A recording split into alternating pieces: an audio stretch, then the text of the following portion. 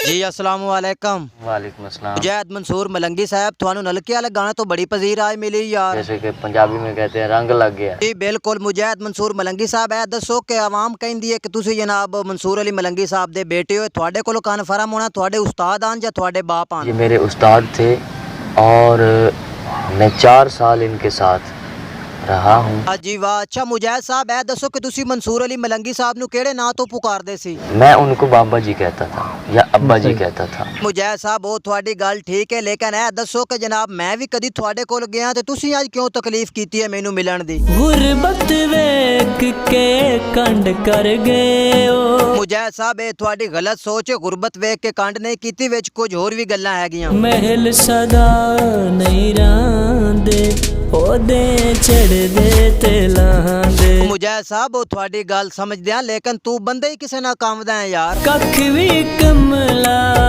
कम आवे दिल। ऐसा वो थोड़ी गल ठीक है, लेकिन भाई मैं हुण तेरे नाल रखना नहीं चाहता, सीधी गल है। फुटिया सहे जय गम आवे दिल।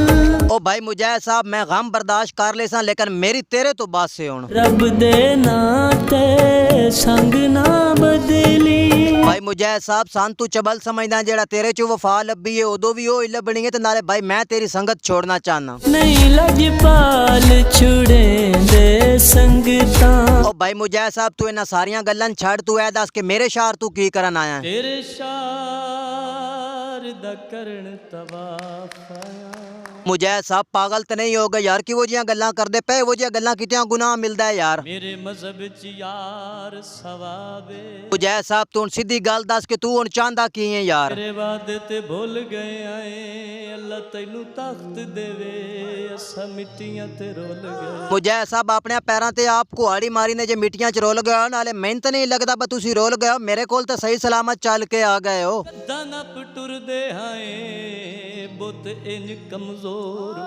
ओ मुजैद साहब जे ढेर कमजोर हो गया तो उथों 2 किलो देसी घ्यो लैके खाओ, ते हुण ऐ दस कि तू हुण यार कहना की चाहना है मैनू? तैनू लुट लवणे जेड़े नाल रलाए। ओ मुजैद साहब लुटन या भावें खावन, भाई तू अपने फजूल दे मशवरे अपने कोल रख ते तू जा घर, तेरी मेहरबानी। मैं तो टुर बजने शाला वसदा रहे। मुजैद साहब टुर जाओ अल्लाह सोने दे हवाले, लेकिन संगत आलो मेरा जवाब इन्हें। तेरा बिल्कुल साफ जवाब है। जी मुजैद साहब बिल्कुल जवाब है, नाले हुण थानू भी पता लग गया होना कि प्यार के कुछ कर छुड़ेंदा है। प्यार प्यार प्यार बर्बाद कर छुड़ेंदा है।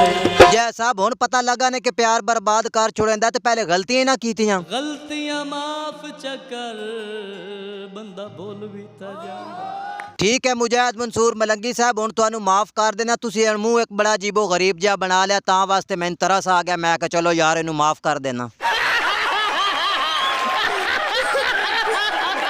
बाय मेरे प्यारे दोस्तों, मैं हूं तसव्वुर रोस्टर, आप देख चुके हैं तसव्वुर रोस्टर यूट्यूब चैनल। आज की इस वीडियो में मैंने रोस्ट किया है मुजैद मंसूर मलंगी को। अगर ये मेरी वीडियो अच्छी लगे तो मेरे चैनल को सब्सक्राइब और मेरी वीडियो को लाइक कर दें। तो जाते जाते बेल आइकान के बटन को ज़रूर प्रेस करें, क्योंकि नई आने वाली वीडियो की नोटिफिकेशन आपको मिलती रहे। तो इंशाअल्लाह मिलते हैं नेक्स्ट वीडियो में, आपके लिए खुदा हाफिज़।